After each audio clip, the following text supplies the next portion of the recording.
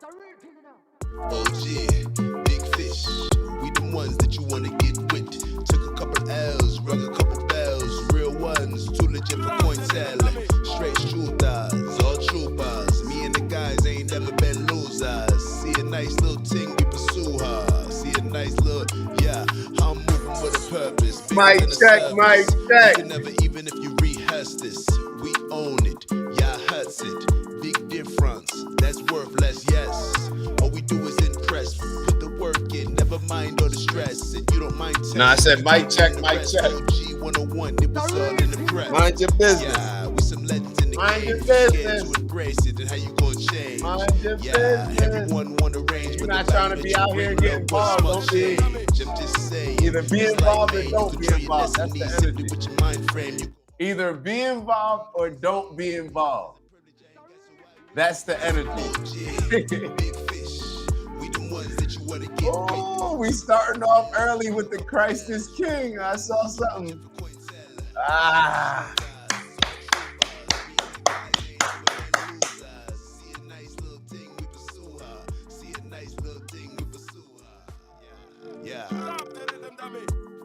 Let the room fill. Make sure that as you're joining, you like and subscribe. Grand Rising to all. Happy Friday. Happy Friday.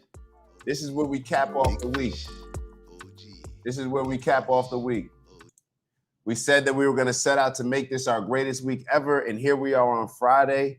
This should be that fourth quarter where we're finishing off, or we have the opportunity to actually bring that thought process into fruition, or bring that goal into fruition, cross that finish line.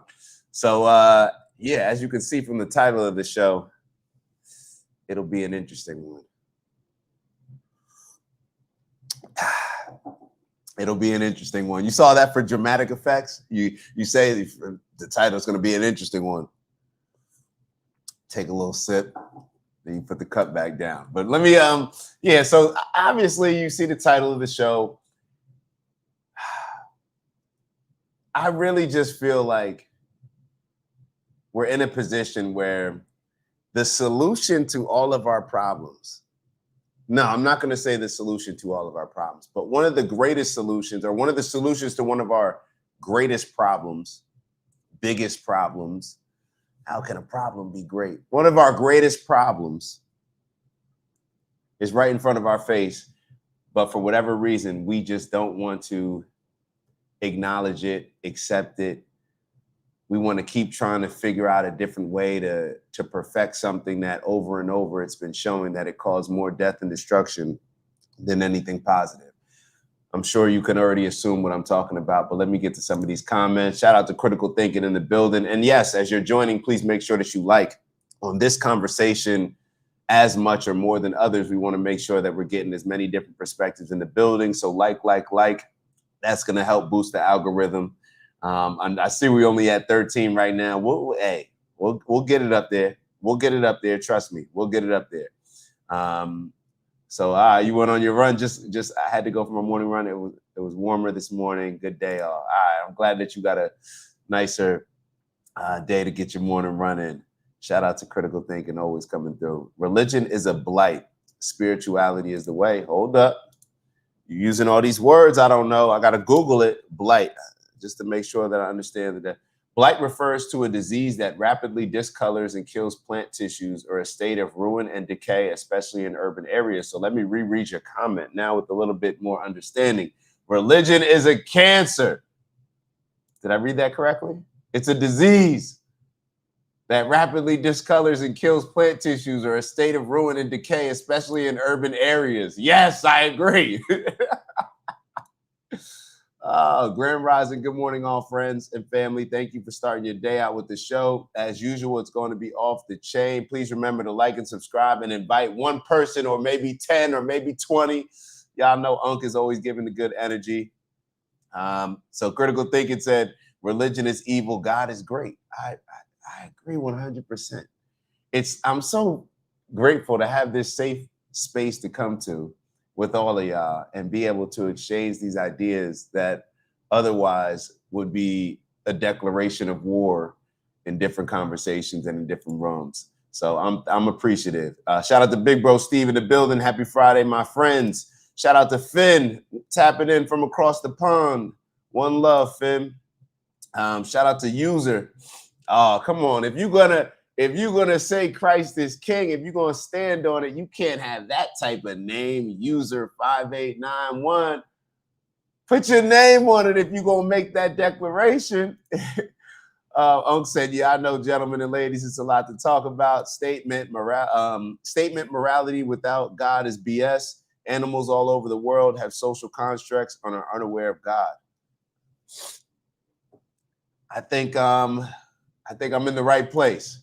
Good morning, nephew, Grand Rising. All right, so let's good morning from San Diego. Shout out to Phyllis tapping in. I love when I told y'all yesterday, I love when I see the same names. That's dope. We can keep the conversations, make sure that we're continuing to build from them. 1, 2, hold on. What did I miss? 5 by 5. What did I miss? Hold on. The reason I'm here is for the energy. Well, we'll make sure that we keep it coming on a Friday. Fridays, this is what we do. Hot Topic Fridays. This is what we do. It looks like a hot one to start off with me. All right, let's get into it. Okay, I'm here because individuals who consume new info and then reevaluate their positions are rare. I will hear them. That's the thing. I was having a conversation last night with some friends, family, and I realized that a lot of these things, when we say I'm this, I'm that, I'm this religion, I'm this whatever group, a lot of times we put barriers around ourselves to see the rest of the world or to see different things from a perspective that you don't feel that you have to stand on your current beliefs. Like a lot of times our current beliefs will serve as a barrier for us to gain new understanding. And we can look at it from a mindset saying that that's not going to happen, but that's what typically does happen. We can say that, well, my current beliefs as a Christian or as a Muslim or as a Jewish person, they don't determine me from looking at another perspective, another way of life, another culture, another spirituality, and saying like, oh, I can appreciate those things and I can accept these. Yes, it does. It prevents us from truly uniting, in my opinion. When we look at what has caused the most division in the world, what has it been? And somebody just wrote a comment. Hold on. So do you, Unc wrote, so do you believe in aliens? Of course I believe in aliens. The Bible talked about aliens, right? I believe everything in the Bible. Nah, let me stop. But yeah, of course I believe in aliens. I don't know if they're ET looking characters, but I believe that there's other beings that occupy this galaxy. Like how selfish or self-centered would I think that the earth just revolves around me, right? That the world revolves around just humans. I don't know. I assume that there's other beings out here, and based on a lot of the writings in various religions, they discuss them. Based on matching that and holding that in consideration with what a lot of these Navy SEALs and a lot of our military has said, they believe in it. They've seen different things. So yeah, I do. Absolutely, 100%. But I want to get back to that question that I asked. What has created more division in this world more than religion? And why does religion seem to be the gatekeeper for a relationship with God? All of these questions were coming about. And a lot of times we have conversations about religion and just with my friends and my family. And, you know, I've discussed on this show that we look at religion as if it's a solution for that period, right? A solution for that day and time. So what we end up doing is we end up rationalizing or justifying the religion, even though it violates our principles and morals and values of today. We look at it and give it almost not necessarily, well, we do give it an excuse. We're giving it an excuse, and we're saying, well, that was a different day and time. People were more barbaric, so therefore we had to adjust the message based on how people were living. I don't believe that. I don't buy into that. What I buy into is I think that there were a whole lot of peaceful people that had been living on the planet for thousands of years, but a lot of those peaceful people, they weren't obsessed with power as much. They weren't obsessed with with controlling the masses as much. They weren't as obsessed with colonizing, right? So therefore, the colonizing power, they use their religion to justify destroying the other people. When they talk about, oh, those are idol worshipers, go kill those idol worshipers. Well, who exactly were those idol worshipers? Well, they were worshiping a bunch of gods. So what? So what? They were worshiping the sun as the god. So what? They were worshiping the ocean as the god. So what? They were worshiping whatever they were worshiping as whatever god they decided. Were they the ones committing the death and destruction, trying to colonize and force everybody else on the planet to adopt their beliefs? See, a lot of times we give these religions an excuse saying like, oh, well, that was just for that period, day and time. Look, I'm sure there's a whole lot of people that were living 2,000 years ago, 3,000 years ago, 400 years ago that understood that it was not morally okay and principled to have slavery. Now, we can look at the Bible and say, oh, well, you know, that was for that day and time, so that was okay. No, I'm sure there were plenty of people living during that time that were morally advanced, even though we like to act as if we're just more advanced now. No, we're more advanced when it comes to technology. From a spiritual perspective, I'd argue that we're not more advanced. I've argued that the more that we advance in technology, the more we advance in a lot of these other areas, that we actually move away from a true relationship with God. Religion has been the gatekeeping factor in our relationship with God, and it's actually killed more people than anything else on this planet. So let's just look at it from a different perspective. If we had anything else in this world that was destroying as many lives, that was keeping us from uniting with our fellow brothers and sisters, if there was anything else on this planet that was causing as much destruction, or that, let's just say, people were using it, because that's the conversation that comes up a lot, that people think that religion was created with positive intent, but it's just used negatively. I would argue that that's not true. What makes us think that religion was intended for any other purpose than controlling the masses? Why do we think that religion, that people, these humans, I guess, back then, they just weren't flawed human beings like we have today? Think about right now, if somebody was to create a religion that was going to massively impact the world, think about who would be involved with that.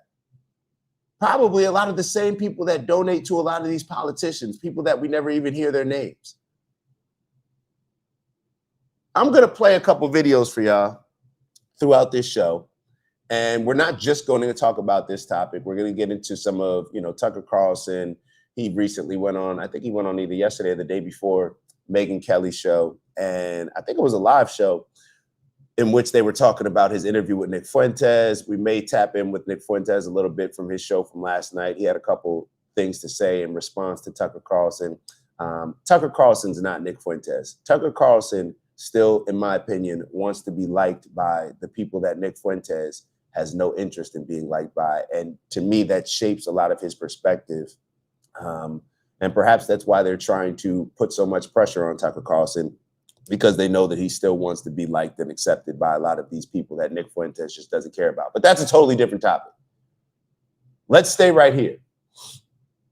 Let's stay right here when it comes to religion. Religion, we act as if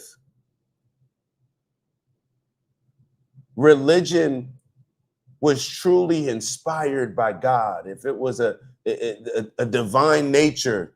What makes y'all think that? What makes y'all think that? We meditate every day on this show. At the end of this show, if we meditated and put in our minds, hey, what can we do as humanity to come together and to have a more peaceful life for everybody to live in? Each one of us could write down 10 commandments or 10 tips or whatever else that as we're meditating, we can come up with a solution or an answer. Now, a solution I kind of look at as its ability to be applied.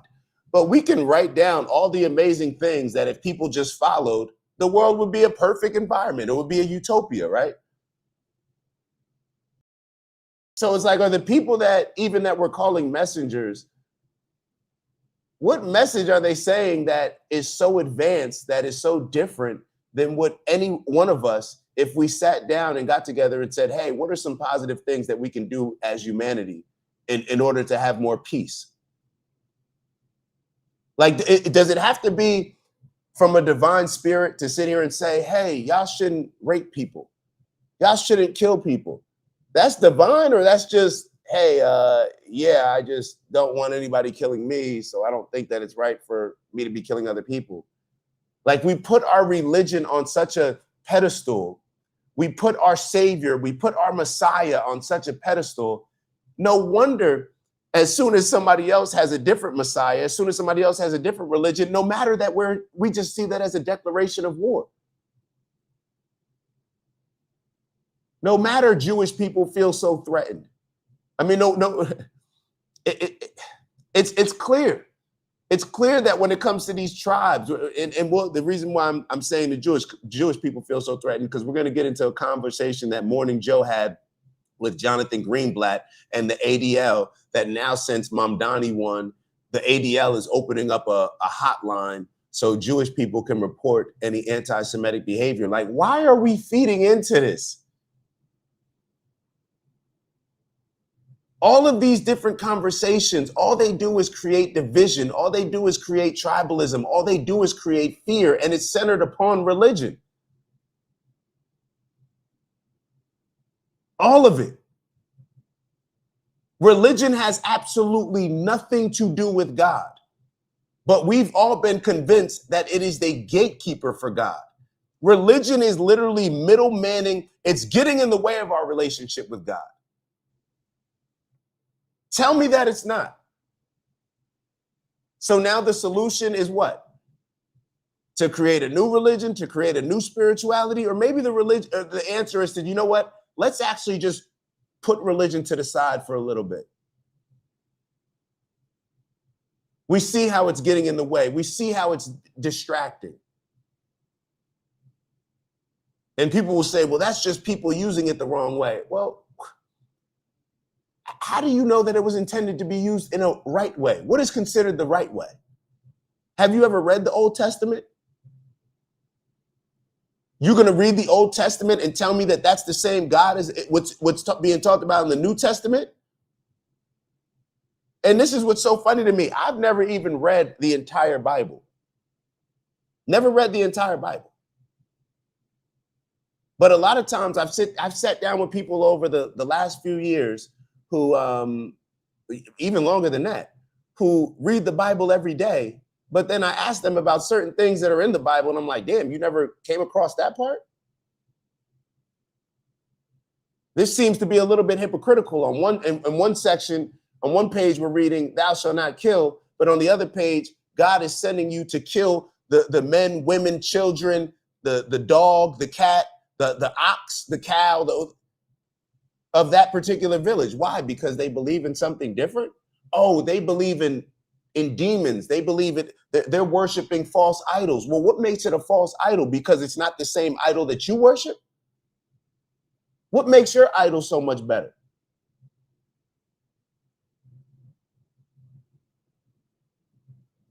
We have a very immature relationship with God. We have an extremely immature relationship.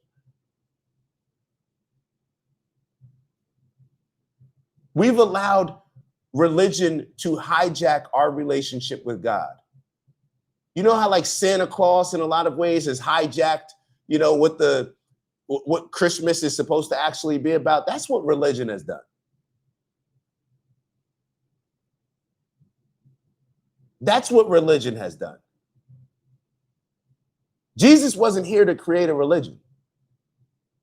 And I challenge anybody, go look at the Old Testament. I'm not saying that, literally it just contradicts itself. Jesus seems like a great man. One of the greatest things about Jesus, in my opinion, is that he didn't find it necessary to write down a book, write down a scripture, write down, you live life just this way. Matter of fact, the only things that we hear about Jesus, and this is why I have to say a lot of the things that I hear about Jesus, but a lot of these things that we're hearing about, Jesus taught this, Jesus taught that. Well, that's secondhand. I don't know if exactly Jesus taught that. I don't know if exactly, Jesus said that this is the only way. Like a lot of these other religions tend to say that, hey, this is the way to God. You have to accept me as your Lord and Savior to get into heaven. How about, matter of fact, let's take a look at this video. Let's take a look at this video and you tell me what your thoughts are. I thought that this was a very, very interesting video. Hold on.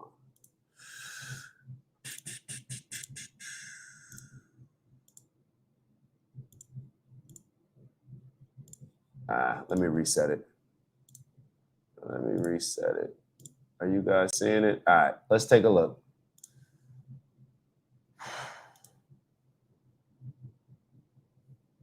Wasn't a Christian. He was a Jew. And he didn't come to create a religion. So it says Jesus wasn't a Christian. It's sometimes with these things, it like cuts it off in the beginning. Christian. He was a Jew. And he didn't come to create a religion. The Bible, as we know it, didn't even exist when Jesus walked the earth. Not when Paul wrote his letters, not when Matthew, Mark, Luke, and John recorded their accounts. The Bible was literally compiled hundreds of years later by a pagan emperor for political reasons. That should tell you something. Now, does that mean we throw the Bible out? No, I love the Bible. I read the Bible every day. It's the most important book. Hold on, I gotta, I wanna keep stopping and pausing, so this is what I'm gonna do. I'm gonna actually see if this works. So I downloaded this video. And what I'm going to do is I'm going to upload it because I want to, there's a lot to process here and I can't solely just rely on. So let me see. I know sometimes with a lot of these videos, it won't let you, y'all tell me if this works. Y'all tell me if the volume's working on this one. I'm going to try to share it on a different one because we got to really dissect this. This was dope. Jesus wasn't a Christian. He was a Jew. Hold on. Tell me if y'all hear the volume. And he didn't come to create a religion. The Bible, as we know it, didn't even exist when Jesus walked the earth. Not when Paul wrote his letters. Let me know. Can you hear it? Luke and John recorded their accounts. The Bible was literally compiled hundreds of years later by a pagan emperor for political reasons. That should tell you something. Can somebody just give me the yes or no? If you guys can hear what's being said in the video. That way I'm not just playing it. If somebody could just write yes or no, that'll be great.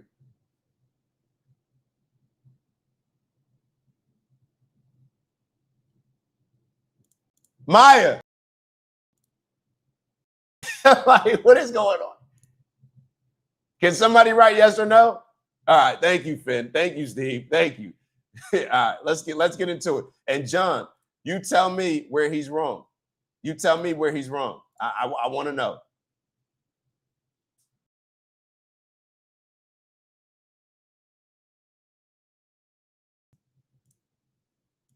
Jesus wasn't a Christian.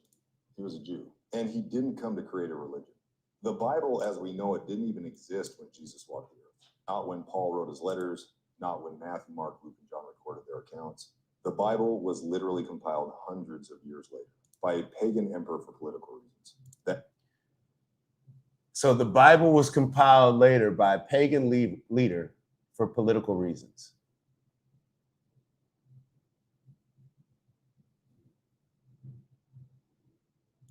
That should tell you something.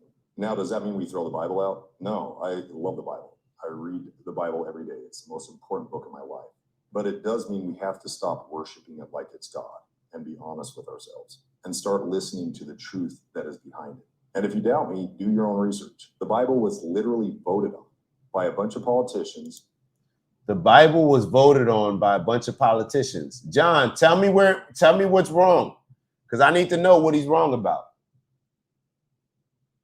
So John wrote, what we call Jew today is not what was Jew then. Besides, Jesus did come to make a new religion or a new sect at minimum. What makes you say that?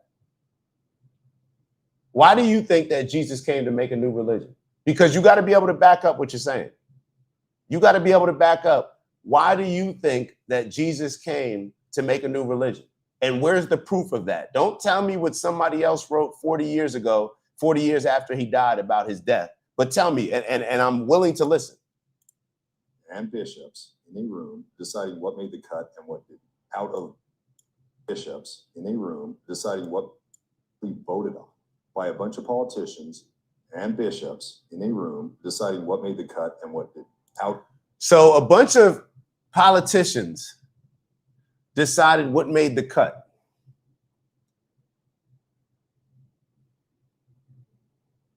So a bunch of politicians decided what made the cut, and we still believe that religion was intended to be something godly and not just something that powerful people could use to control the masses. Okay. Of mounds of texts, centuries after the fact. That's like building your spiritual life around the minutes of a corporate board meeting. And Jesus never said, read my book, because the Bible didn't exist when Jesus was here. He said, follow me. His gospel was not about denominations, and it wasn't about brick and mortar churches. He was talking about the church in the heart of men, those in pursuit of the truth, not the dogmas of men.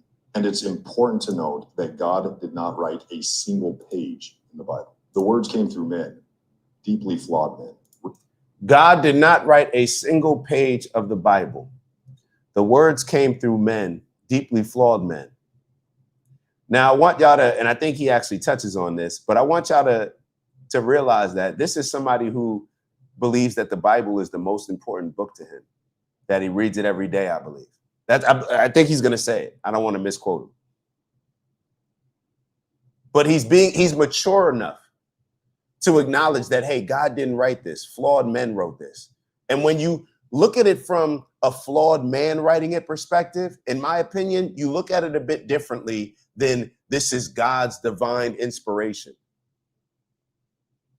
In my opinion, it makes a lot more sense. When you read the Old Testament and it's telling this group of people to go and kill this group of women, men, women, and kids, and then we sit back here. See, it's real easy for us to sit here and say, or maybe it's not real easy for some people, but how can you say that what's going on in Gaza right now is wrong, but then stand by the Old Testament? And the only reason why you're standing by it is because, oh, well, it was for a different day and time. Yeah, the all-knowing and all-powerful God, I don't necessarily, y'all do what y'all want. I would never worship a God that said, you know what, the people aren't ready for, we got to meet them where they are. That's what humans do, right? That's what politicians do. Yeah, well, they're doing slavery, but we'll meet them where they are, and maybe in a couple thousand, in a thousand years, maybe 2,000 years, then we'll change things up a little bit. But for right now, this is all humanity can handle. Well, how has that worked out for us? The same things that they're writing about in the Bible or wrote about in the Bible thousands of years ago are literally playing out in front of our face between Israel and Palestine. Bibi Netanyahu is referencing stories from the Bible and calling it the Palestinian people, the Amalekites. If I'm pronouncing it incorrectly, my apologies. He's literally calling out that story in which God commanded a group of people, the people of Israel, I believe it was the people of Israel. God commanded the people of Israel to go and destroy another nation, another group of people, because they did not believe the same things that they believed, and that they could not be controlled. So therefore, God told them, go kill the women, go kill the kids, go kill the dog and the cat, and as well as all their cattle.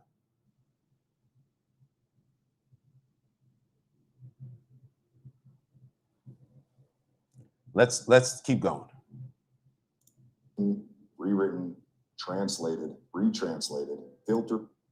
Words came through men, deeply flawed men, written, rewritten, translated, retranslated, filtered through kings, priests, and politicians, and then argued over by 45,000 different Christian denominations who all swear they're the ones who are right for 2,000 years until it made it into your hands. If that's not confusing, I don't know what is. Now, this is something that Christians do not want to address because it destroys the entire idea that the Bible is flawless and all you need is this book that mainstream Christianity has turned into something of an idol. And for further context, the Old Testament, God smiting people left and right, is not even the same personality as Jesus in the Gospels telling us to forgive our enemies. We're talking about two totally different characters. It's like trying to mix a Metallica concert with a Mr. Rogers Neighborhood Special and calling it one genre or religion.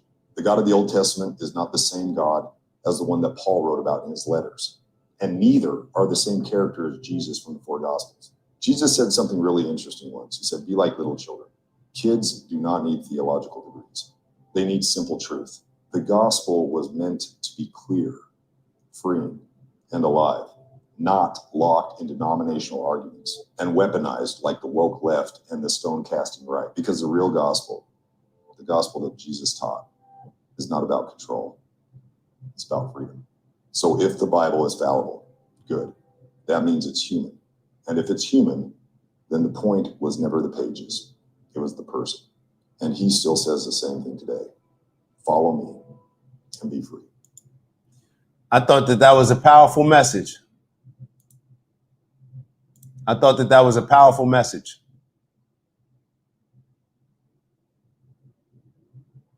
What y'all take away?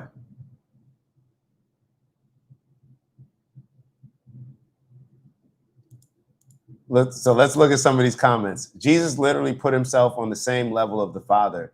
How much more clear does he have to be before you acknowledge Jesus as God?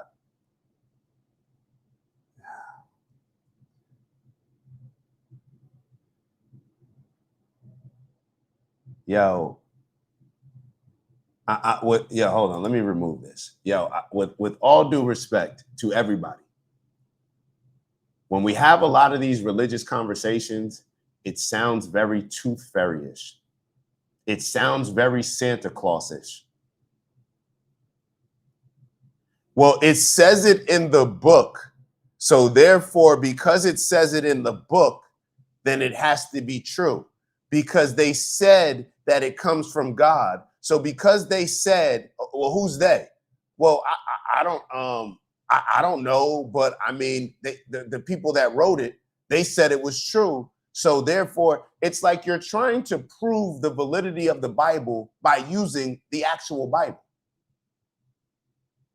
This is what we see in a lot of these other religions. You're trying to prove that a genocide is okay based on what? Oh, it said it in the Bible. It said that it's okay to do these things when you're threatened, right? Because once we convince ourselves that we're threatened, then we can carry out the very same things that they were discussing in the Bible. I can't reference myself as far as, I can prove that what I said was true because look, I wrote it down right here. It's like we look at this from such a warped perspective. Like, can we take a step back? Can we actually prioritize God? Can we prioritize God?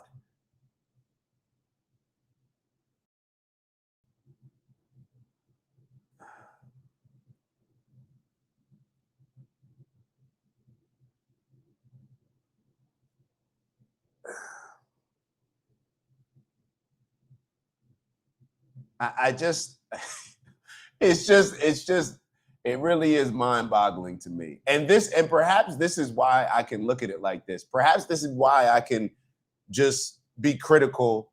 The same way that I can be critical of the Bible, I can read the Bible, I can take the Bible and learn some amazing lessons from it. Because I'm not looking at it like, it's the perfect thing. Like, this is God wrote this. I'm not looking at it like that.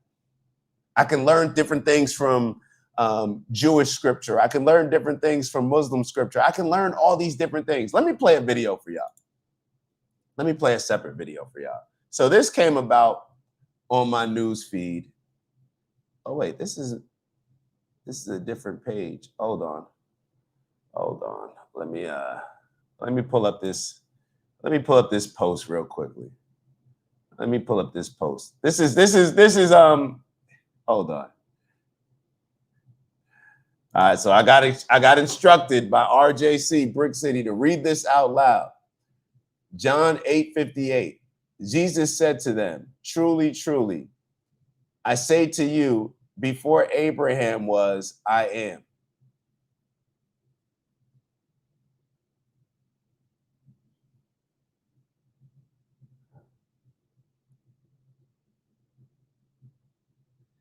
You know what I realized? That when you believe in something, you will see the world in whatever way you need to see it as in order to justify your beliefs.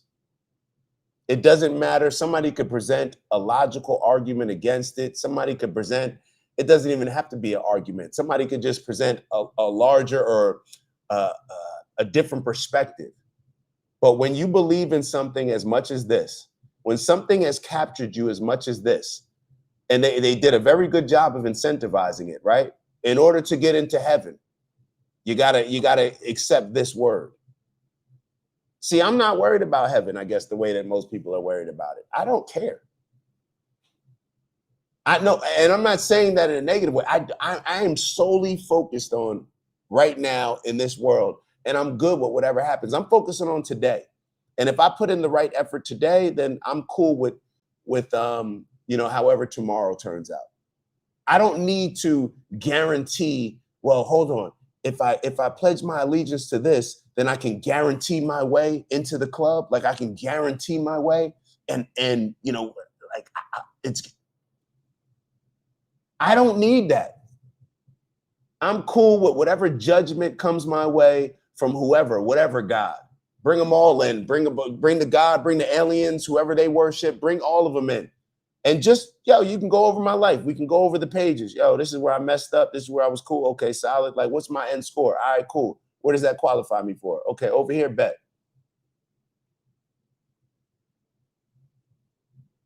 When you believe in something so much, you will go to whatever measures in order to justify it. And that's what we're seeing being played out right now in the world. Let me pull up this post that I wanted to show. Let me pull up this post. All right. So this is something that came across my timeline. Let's pull it up. Let's pull it up.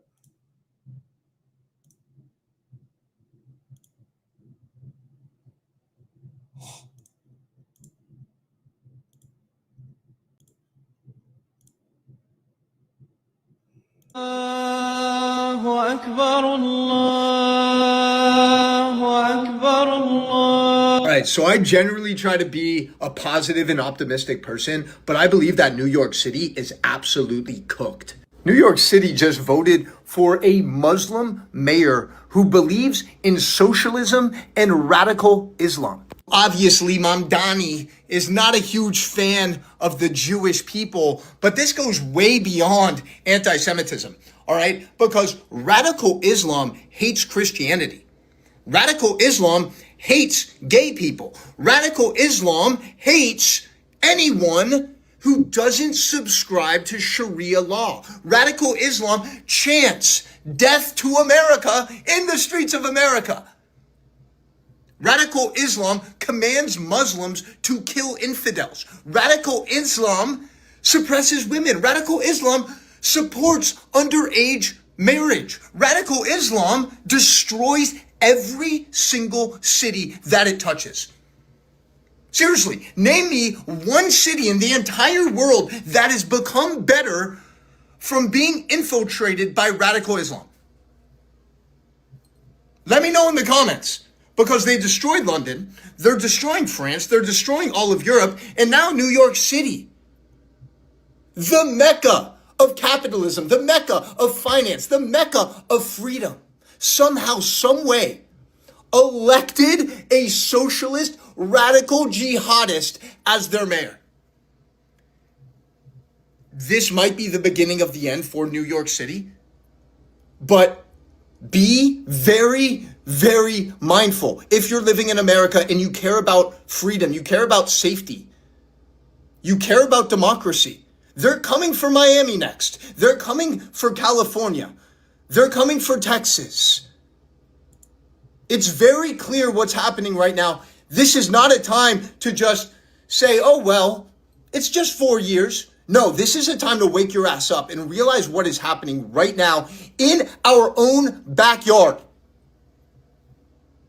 Pray for New York City tonight. Pray for New York City.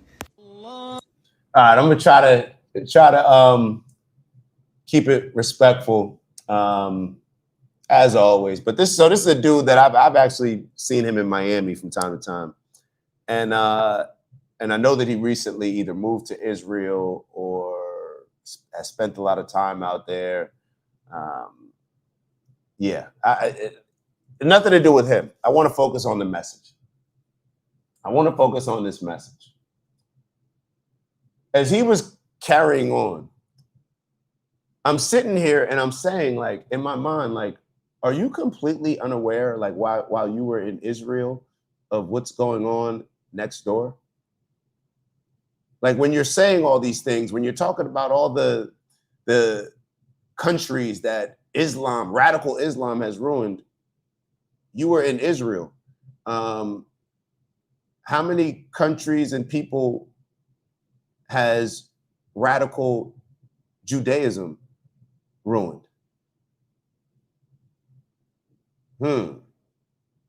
You're talking about the treatment of radical Islam,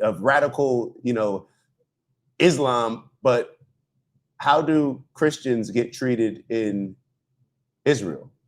I remember Officer Tatum talking about his visit to Israel, and he said, yeah, we only got spit on one time by some kids because we were Christian. It's like, wait, what?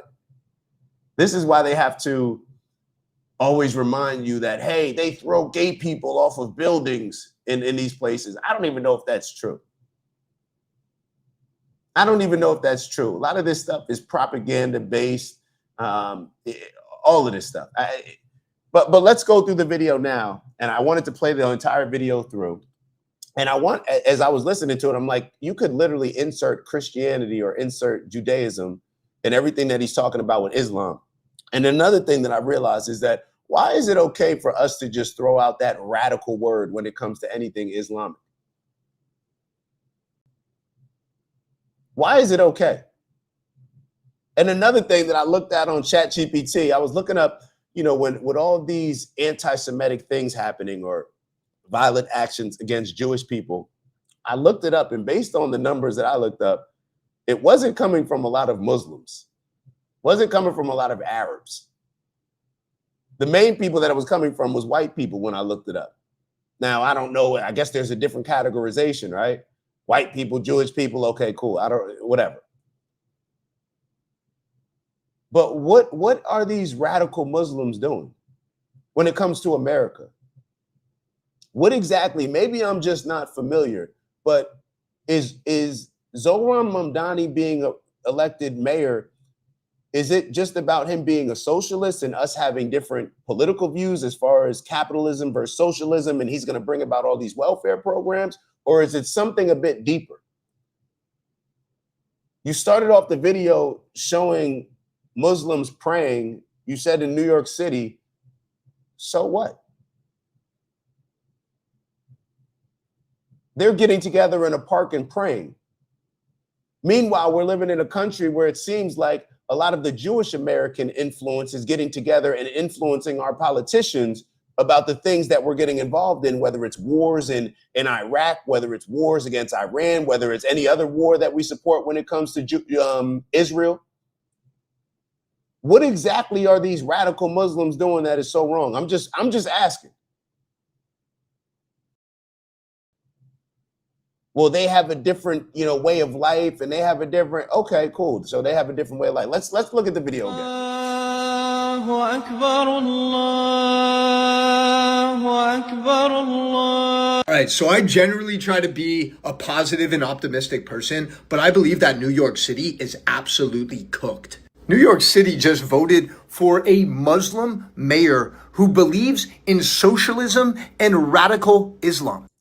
Why, when it's a Muslim person being elected into a position, that we have to throw the word Muslim there, but when it's a Jewish person, like let's say the police commissioner Tish, we don't say there's a Jewish police commissioner, isn't it? The police commissioner. Hold on, let me look it up. Who is the New York City police commissioner? Jessica Tish. Does anybody, do we ever lead into, anything that's being discussed when it comes to her? We got a Jewish, she's a Jewish police commissioner. Why is it so necessary for us to highlight Muslim? And this is just the more of the indoctrination. And a lot of these pro-Israel, pro-Zionist platforms, like clearly this one, they think that they're doing themselves a service. They think that they're doing Israel's service. They think they're doing Jewish people a service. I think that you're actually doing a disservice, because people look at a video like this and it comes across very demonic. It comes across very one-sided, to say the least. Like you're completely disregarding, like imagine a country with so much audacity that you are literally committing a genocide right now as we speak, and you're complaining about, hey, we better watch out. There's a Muslim mayor. He's a radical Muslim mayor. You're committing a genocide right now with taxpayer money. And you're trying to fearmonger us into thinking that Zohran Mamdani, he's a radical. Is it about the socialism, or is it about him being Muslim? Which one is it about? Is it about that now there's somebody in power that won't pander to Israel, that won't pander to Jewish Americans as much? Is that really where the fear is? Or is it just with the socialism? Which one is it? Because it seems like the two are being, conflated. And it seems like we're acting as if it's about the socialism principles. But in all actuality, what people are really upset, y'all just mad because the Muslims in there. I heard Patrick Bet-David say, the Muslims won in America's biggest city. The Muslims won. This would never happen in a Muslim country that a Christian could. Well, God bless America, right? God bless America, right? We're celebrating diversity, right? Different cultures coming together in America, not the DEI that they push on people, but somebody actually winning an election.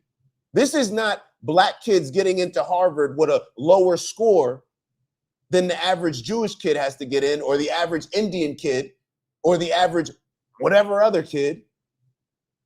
This man won an election. Merit-based, right? I could sit back and look like, yo, dude's never had a job, 34 years old. I don't know whether or not he's qualified. Seems like he's not qualified, but he won. And people are acting as if it's like the world is completely over. Maybe your world is over as you know it now. That has nothing to do with me. Obviously, Mamdani is not a huge fan of the Jewish people. So what? Why should he be a huge fan? Do you think the police commissioner, Jessica Tish, is a huge fan of Muslims? There's a lot of Muslim Americans. There's a lot of Muslim Americans. Matter of fact, a whole bunch of my homies that are now, I know that y'all like to talk about the Arab Muslims, but y'all are aware that there's a lot of Black Muslims as well. And this is funny because a lot of, you would say the Black people, besides the Europeans that initially came over and colonized, you would say that Black Americans, our roots trace back here, maybe just as far or far further. And if you believe the things that I believe, as far as there were a lot of Black people already here, that everybody didn't just come over on this transatlantic slave trade, and that the Native Americans didn't just look like Pocahontas, right? But I guess if we believe all that stuff, then cool. So let's just say that Black people did come over here on the transatlantic slave trade. Their roots to America date back a lot further than a lot of the Europeans, right? That may be Jewish.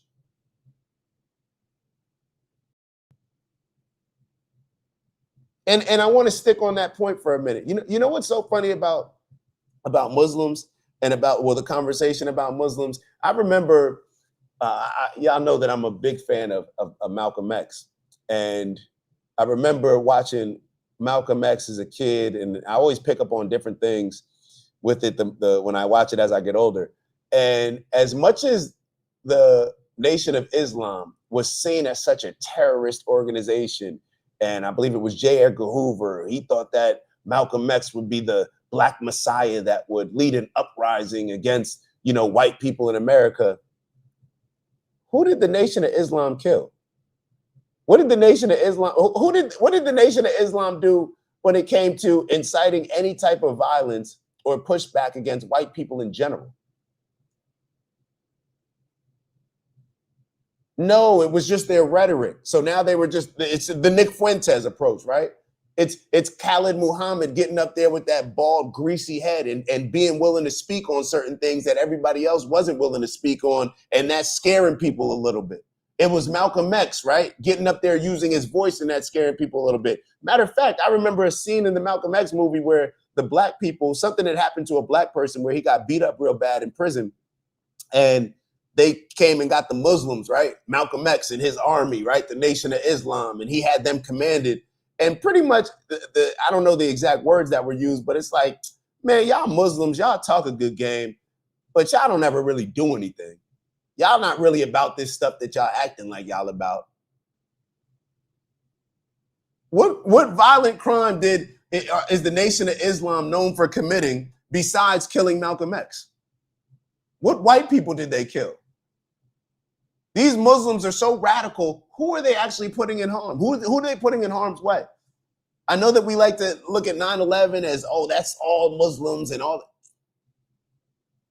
So we'll look at 9/11, but we won't look at, the USSR, right? We won't look at those. So,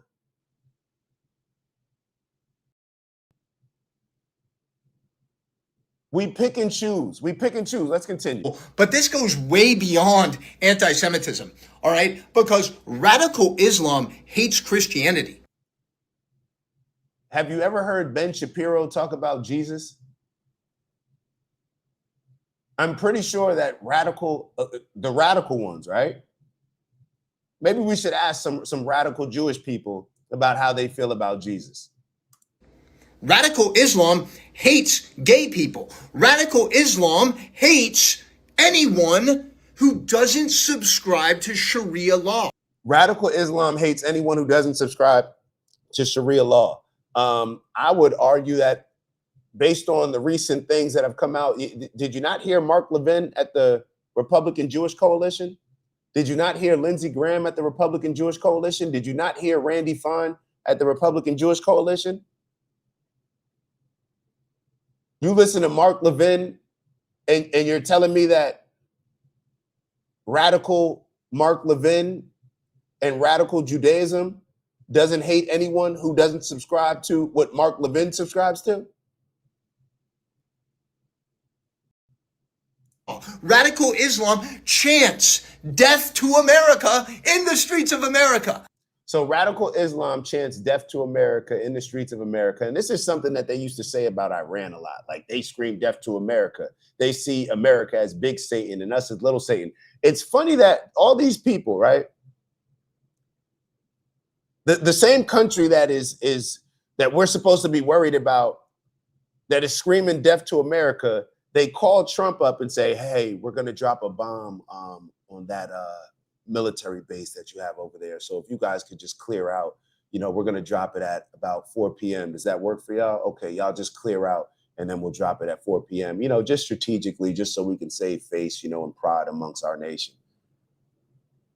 Was that action consistent with what we've been told? Yes, you can always find some radical people that will scream death to America, but based on the actions, I don't see it being carried out. You can even hear some radical politicians. Have you seen some of the things that Randy Fine has said radical about certain people? Now, he may not have said it about America, but he's talking about some Americans, I would think. But some Muslim Americans. Now, do I think it's okay to scream death to America? Absolutely not. It's stupid. It's silly. It's dumb. It doesn't even do a service for the people that you're claiming to represent. It's stupid. But one group of people I see screaming death to America, while Bibi Netanyahu and Israel are getting us involved in wars, giving us false information, having us kill 500,000 Iraqi kids, and thinking that it's justified, while no Israeli soldiers go over there to fight the battle. So one group of people is screaming death to America. The other group is actually creating situations where Americans are dying. Okay. I'm just looking at it from the outside in. Tell me where I'm wrong. Tell me where I'm wrong. I may have some blind spots. We're all biased. I'm sure that my blind spots and my bias create blind spots, I should say, that don't allow me to see it as objectively as I may think that I'm seeing it. So y'all call me out. Radical Islam commands Muslims to kill infidels. Radical Islam commands Muslims to kill infidels. Bibi Netanyahu, after October 7th, got on camera and said that the Palestinians are the Amalekites in the Old Testament, in which God commanded everybody to be destroyed. He didn't say Hamas, right? His energy is not just towards Hamas. He's talking about Palestinians. Kill everybody. When Randy Fine is talking about starving Palestinians, he's not talking about starving just Hamas. So this is all. Radical Islam suppresses women. Radical Islam supports underage marriage. Yeah, and then we have Jewish politicians, or wasn't there just recently a case where the Jewish guy was trying to solicit like a 14-year-old or something like that, and they brought him back to people do messed up stuff in every culture. People do messed up stuff. People have messed up cultures. But just because radical Islam suppresses women, do you think that that's what Mamdani is going to do? So because radical Islam suppresses women, right? So radical Islam suppresses women, and this man is making a video talking about Mamdani and why New York City is cooked. But then when I just looked at Mamdani, what did he do? His entire transition team was all women.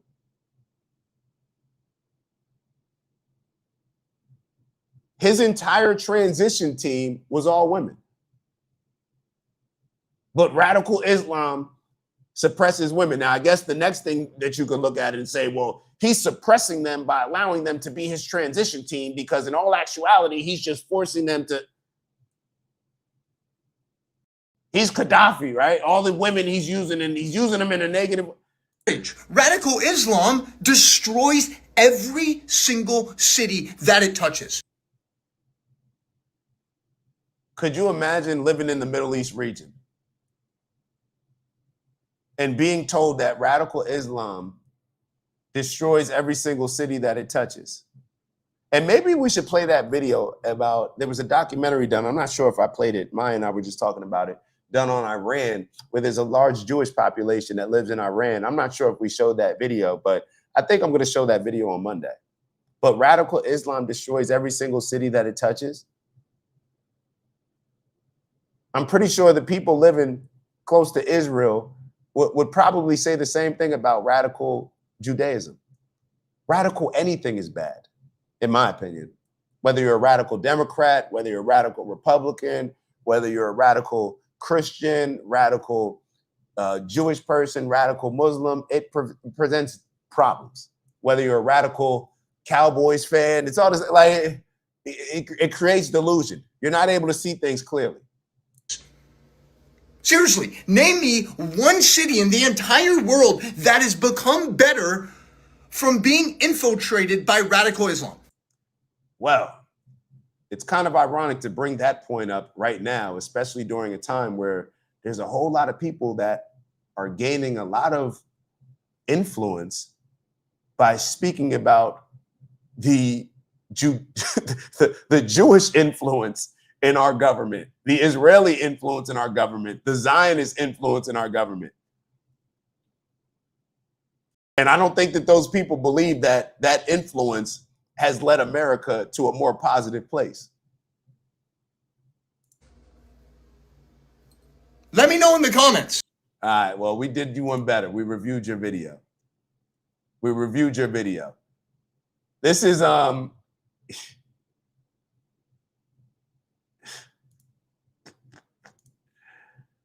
man. But I'm not surprised. This is what religion creates. It's a competition. It is a competition. My God is better than this God. My God, oh, they're idol worshipers. What does that even mean? Let me look up what idol worshiper means. What does it mean to be an idol worshiper? To be an idol worshiper means the worshiper give excessive devotion to an object, person, or concept other than the one true God. Yo, sorry to burst anybody's bubble, but if somebody believes that there's not one true God, so what? Why don't you prove your case? Prove your case, and then it is what it is, right? If somebody wants to idolize and worship the sun, what's wrong with that? The sun is one of God's greatest creations, right? Probably top 5. I'm pretty sure God would be cool with that. Perhaps more of us should worship the sun and understand the benefits that can come from the sun, as well as other things in nature that we should be worshiping. Because it seems like we worship Bibi Netanyahu and the state of Israel more than we worship the sun. So maybe we should switch things up a little bit. Maybe we should. Let's move on. I'm all over the place. Man, of course I'm delayed as always. All right, where do I want to go to next? All right, let's look at this video. Let's stay kind of on this same topic. Let's look at this video of Jonathan Greenblatt. Let's take a look at this. Shout out to Breaking Points. Got the video from that. Wild. ADL, not a fan of Zoran Mamdani. Apparently the feeling is quite mutual. And they have announced in the wake of his election, this is honestly insane and frankly racist. They've announced an initiative to track and monitor all Mamdani administration policies and appointments to quote unquote protect Jewish New Yorkers. So Greenblatt has gotten so far out over his skis on his anti-Mamdani meltdown freak out that even the Morning Joe crew, Joe Scarborough specifically, are like, dude, you can't be serious about this stuff. Let's go ahead and take a listen to that.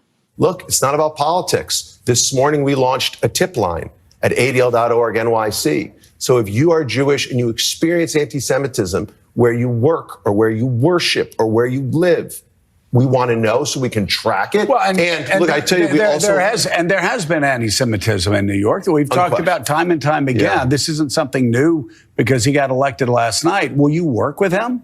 Will you sit and talk to him? Will you have him be a part of this process? He has said publicly that he will not work with the ADL and Jonathan Greenblatt. Or when an elderly person is firebombed in Boulder, Colorado, like an 80-year-old woman, like someone angry about Gaza. We're all shocked, and we all find this abhorrent, and I'm sure that the next mayor would say the same thing, wouldn't he? You have to ask him. Well, I think he has said the same thing. I don't know. I think you have to. I think you look at the fact that he has gone to one high holiday service after another. He has talked to the Jewish community. That's not exactly right. He went to an anti-Zionist synagogue, which is like going to the black breakout at CPAC and saying you understand African Americans. I mean, come on. You're saying he hasn't talked to the Jewish community? I don't know of a mainstream. Now, look, he has been to synagogues. He has Jewish people working for him for sure. Right. But if you look at the biggest institutions that represent Jewish New Yorkers, I have yet to see him engage with any of those. Now, my hope is the mayor-elect will do so. in the days and weeks to come. But in the meantime, But you're they're not going to hold suggesting him that he accountable. supports the firebombing in Colorado. Never said You're not that. suggesting But that he supports the Joe, firebombing. I never said that. You, but you know what? No. There is a So lot. let me be clear. There's a lot of blurring and blending here, Jonathan. And you know I love you, and you're on all the time, and I'm always a fierce defender of yours. But you seem to be like blurring a lot of things together, and then looking into that camera and say, call us. We're going to make sure that he doesn't support the. No, I say to Jewish New Yorkers, call us if you feel unsafe. Okay. I say to Jewish New Yorkers, call us if you are harassed. And so let me clarify. How about you calling his team, Mamdani's team? Or how about talking to people who may know him and you? Let's see if that happens. Reverend Al. Talk to Reverend Al. No, he's telling you to call him, and he's talking about, let's see if that happens. And by the way, I just asked ChatGPT, which tends to be pretty, let's just say ChatGPT is different than Grok. But what are we doing? What are you insinuating? I just asked ChatGPT if Mamdani said that Jonathan Greenblatt, that he wouldn't meet with Jonathan Greenblatt or the ADL. And all ChatGPT is showing me is that Greenblatt accused him of saying that, but it hasn't been shown that Mamdani has said that. And it says that Mamdani said that I look forward to working with Jewish leaders across the city, and that he had yet to meet with Greenblatt. Greenblatt said, I will not meet him on my own. I'm not going to do that meeting without UJA, whoever that is. I'm not going to do that meeting without some spiritual leadership as well. Okay. All right. You can't sit down and have a conversation. You're not that confident, I guess. You're too nervous. You can't meet with him without your spiritual and religious leaders. Okay. I guess so. Maybe you guys can get together and have lunch and talk. Isn't that a more constructive thing to do? Incredible clip there.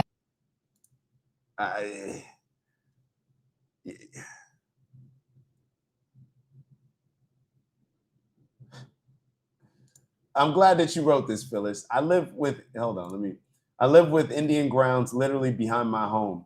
There was a time that people thought the indigenous people were heathens because of their beliefs. This is what I'm saying, this entire show.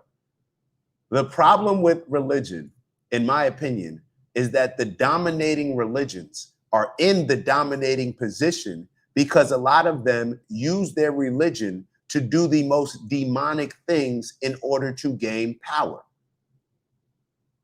Look at what are the top three religions? Christianity, well, I think Islam is number one. Christianity and Judaism as far as power. Now, numbers wise, obviously, Jews, there's a lot less Jewish people, but power wise, right? Relevance. Christianity, Judaism, and Islam. What has caused the most deaths? Which religions have killed the most people, if we're just being straightforward and saying it like that? Which religions have killed the most people?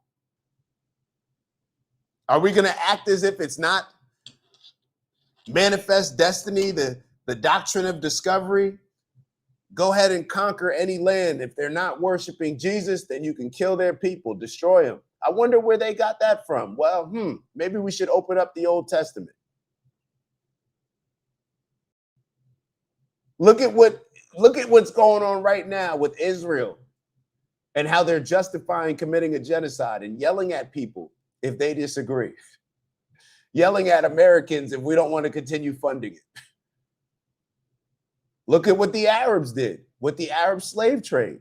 Look that up. Yes, these religions are in power for a reason, because they use their religions to do the most demonic things and commit atrocities against other people that were just living their lives like the indigenous folk, right? In various areas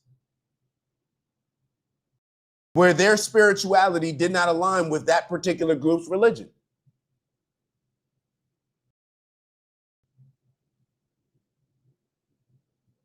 Imagine how many other spiritualities have been killed off because it was so dangerous to have a different view to worship different things outside of the most powerful groups with the most powerful religions in the world.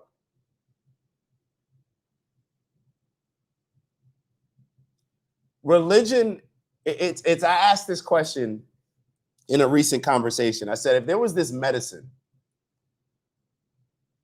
and I actually presented it in this way, but I'm gonna tell you the way that I presented it, but then change it a little bit. I said, if there was a medicine that if you took this medicine, it had the capability of curing any disease and making you your healthiest that you could ever be. But then to a significant portion of the population, let's say 50% of the population, I think I used 75 in the example that I used, but let's use 50. But it also has a 50% chance to kill you instantly.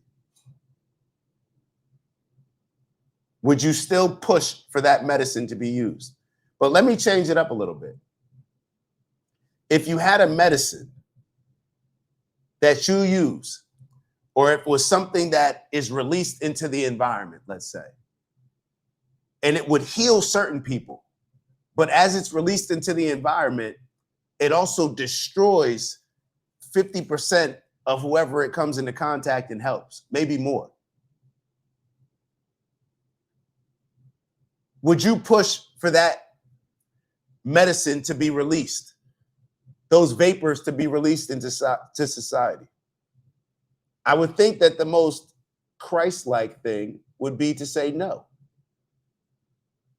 That you can't just release something into the air because it'll heal some people, but meanwhile, it's going to kill people instantly, others. Well, that's how I look at religion. Do we look at religion for the intent, or do we look at religion based on the impact that it's had?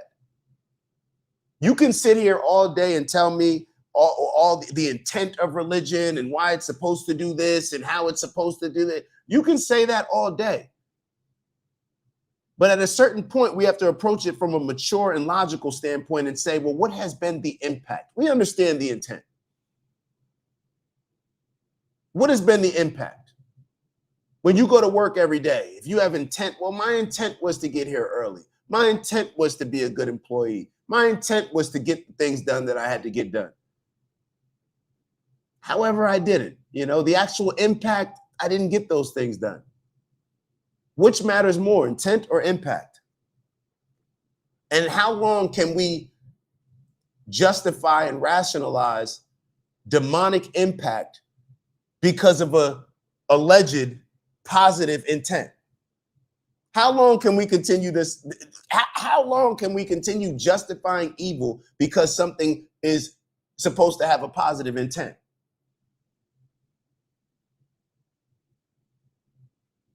We got to grow up. We got to grow up. This is childish. This is childish. It's ungodly and it's childish. Matter of fact, it's not childish. It's adultish. It's very adultish, very set in its ways, very fixated on, I'm doing it this way. It's not sponge. It's not the ability to receive new information like a sponge, like a child. No, this is very adultish. We need to become more like the children, perhaps. Let's keep going. What's the next video that we'll take a look at before we end up having to get out of here? So I had a couple videos on church and state. I'm not going to look at those things. I did want to take a look at this Tucker interview. Let's actually take a look at a different perspective than we typically see. So I saw this video, well, Maya sent this video over with Sneeko having a conversation with a rabbi. And the quote let me bring it up to you guys. So the caption reads, "The world will see Jews living in peace under a Muslim, just like they did in Palestine before the Zionists came." Wow. The world will see Jews living in peace under a Muslim, just like they did in Palestine before the Zionists came. And that's something interesting. I was having a conversation yesterday where it was based on, there's been different times in history where somebody was trying to present the argument. I don't know if it's true or not, but whether or not that there's been times in the world where Jews living under Muslim leadership were actually very well protected. And I think that's the situation with what's going on in Iran, but I got to look into it a little bit more for me to say it. But this is my first time actually reading the caption. So this just kind of stood out. So this is from a Jewish voter in New York. So let's take a look at this video. I met you at a protest. Yes? Yeah, Sneeko, yes. How you doing, man? Shalom. How are you, Rabbi? Good. Good to see you. What do you think about the results of the election? I think the hate that we witness is unbelievable. Yes. It's a tap on the genocide of 2 years. We witness this hate towards our pro-Palestine mayor now is unbelievable. Yes. So we are here to say that the whole propaganda of Zionism is now in danger. It is. They told the Jews will be in danger. Right. We will run. We see Jews running out from the city. Right. This is totally wrong.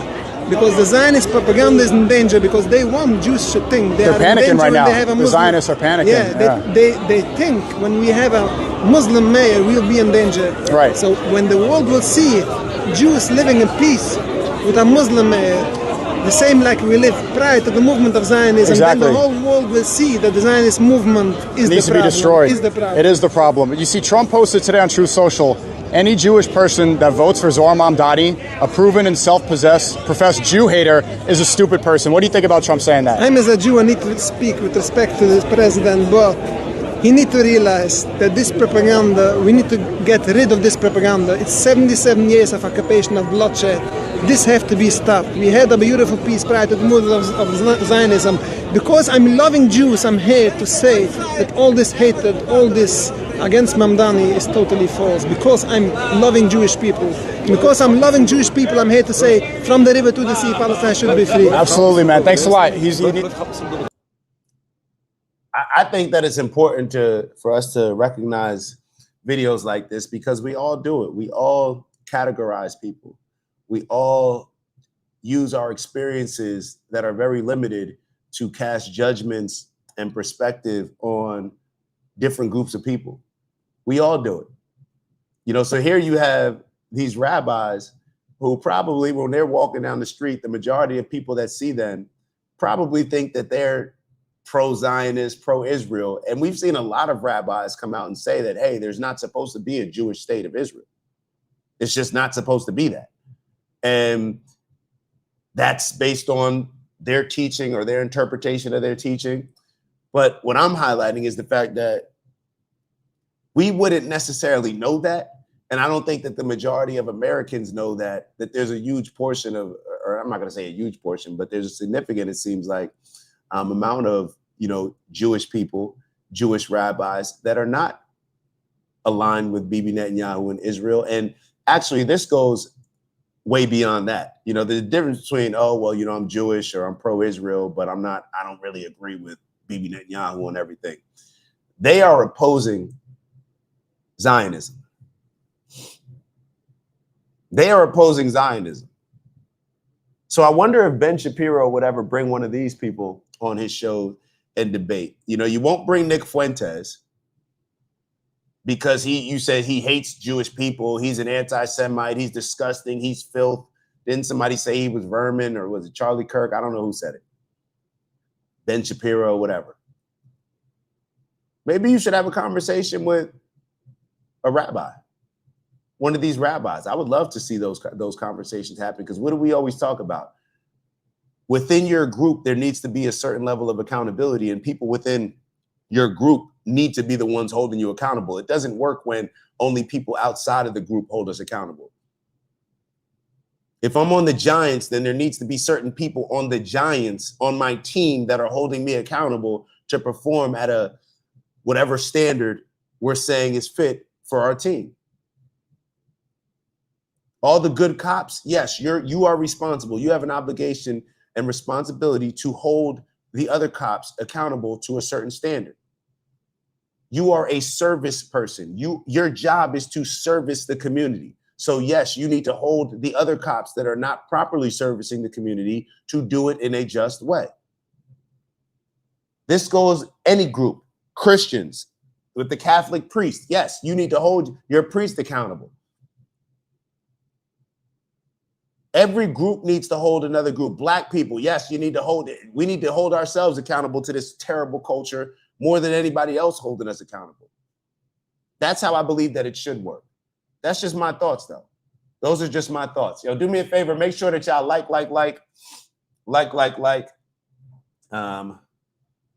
Do me a favor. Like. We're going to move on.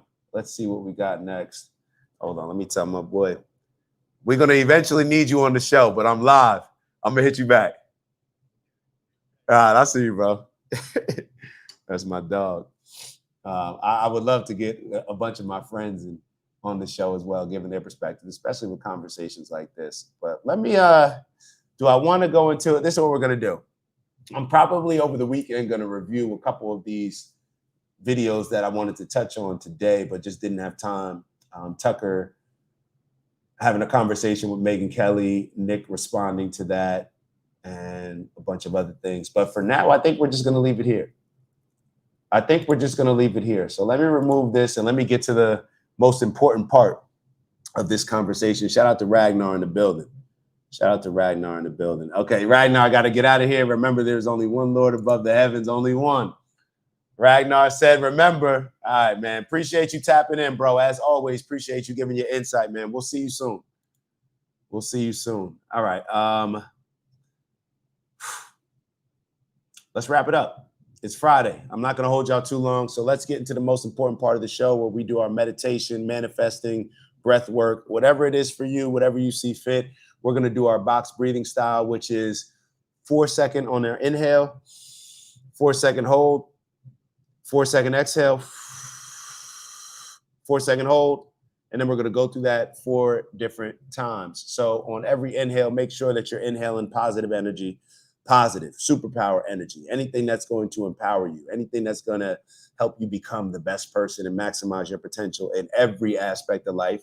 And then on the exhale, we're going to get rid of all that negative energy, that limiting energy that a lot of us may allow to seep into our systems, our outlooks, our perspectives, all right? Getting rid of a lot of maybe preconceived thoughts and opinions and being open to gaining new understanding. Opening ourselves up. Everything that I said on this show, I may be 100% completely wrong in everything that I said. And that's okay.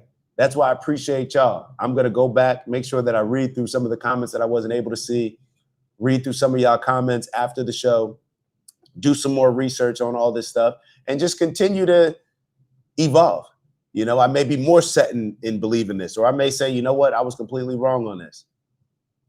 I'm cool with either. Like, I have no, like, I don't need to hold myself. Like, I don't need to rationalize everything. I'm not holding on to anything other than wanting to achieve peace for humanity and living under that golden rule of treating others the way that I want to be treated. That's the standard that I hold myself to. So it is what it is. Let's start our breath work. On that inhale, remember, positive energy. 4 second inhale, ready. Close your eyes if you're in a safe place. Ready, begin. Hold.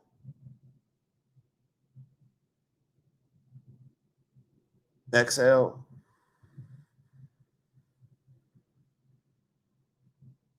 Hold. Inhale. Hold. Exhale.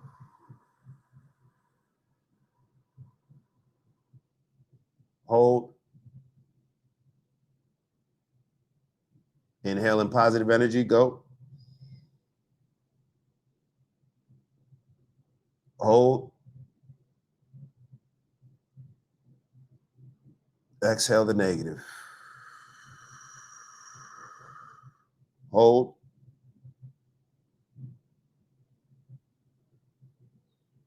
Last inhale. Inhale in that positive. Ready? Go. Hold.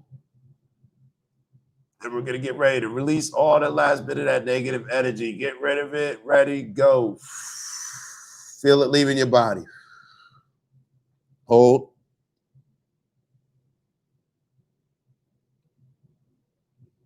All right.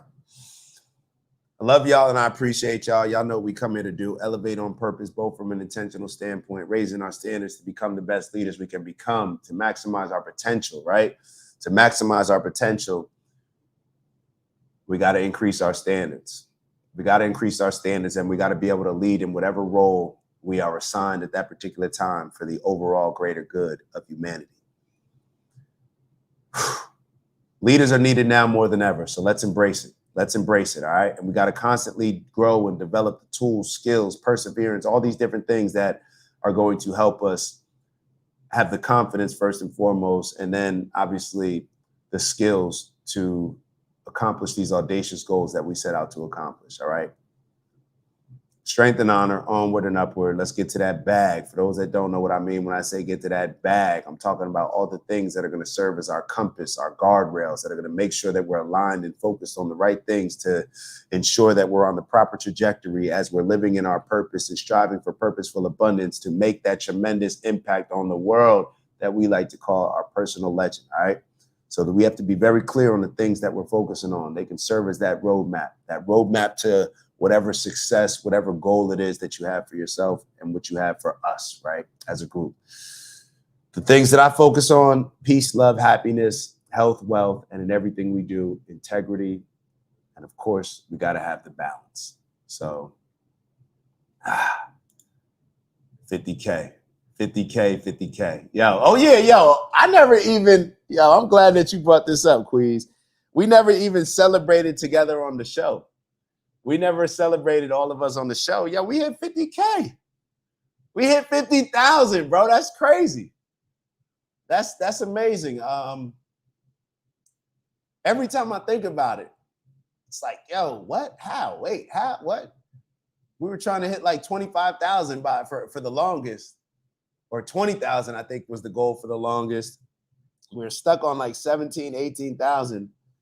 And thank God for Nick Fuentes. Nah, let me see. Yes, the Groypers did help. You gotta call a spade, man. Reviewing those videos that Nick does, reviewing them and having a lot of these same conversations.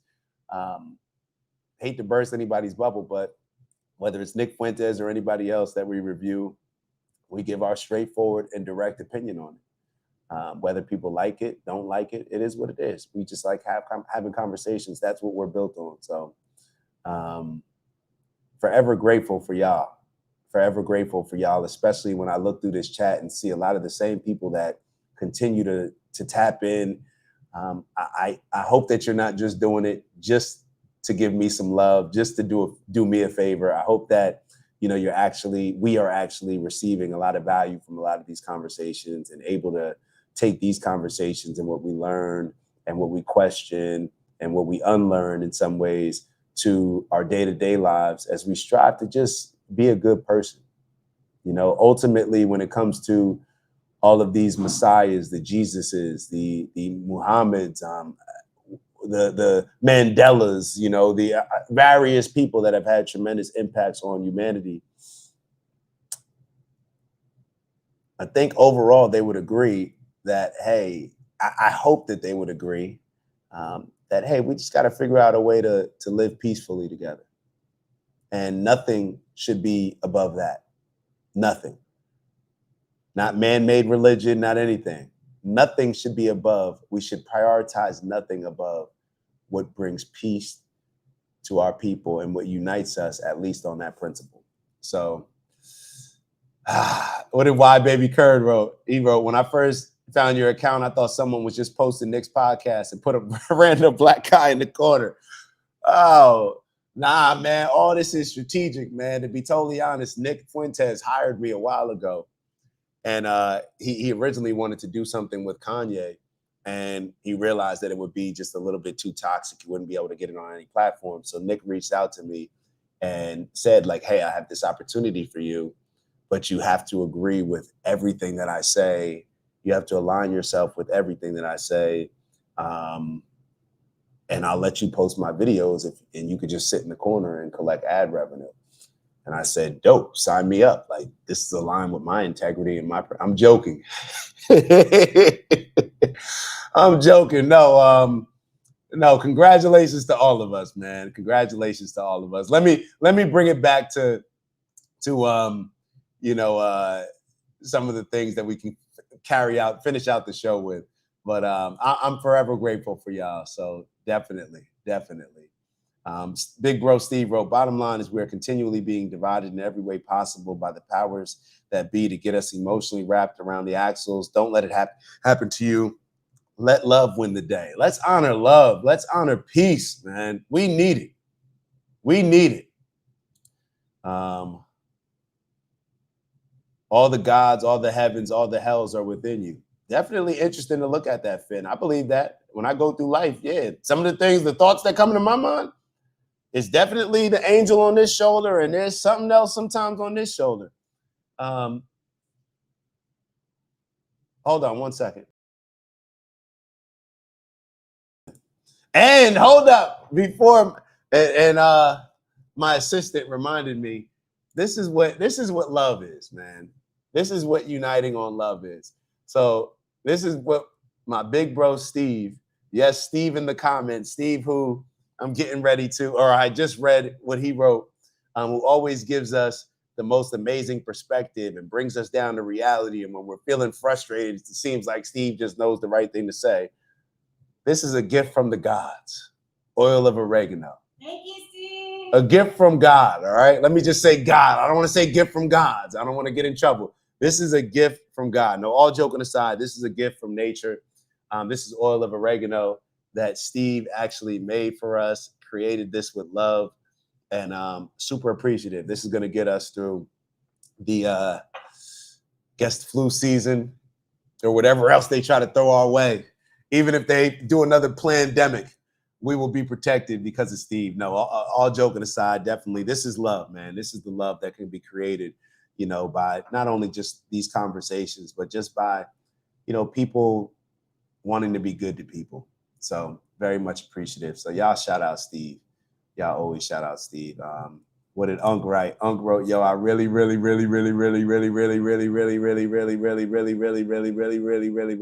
the show. Appreciate you, Unk. Definitely appreciate that. That's congratulations to all of us. Congratulations to all of us.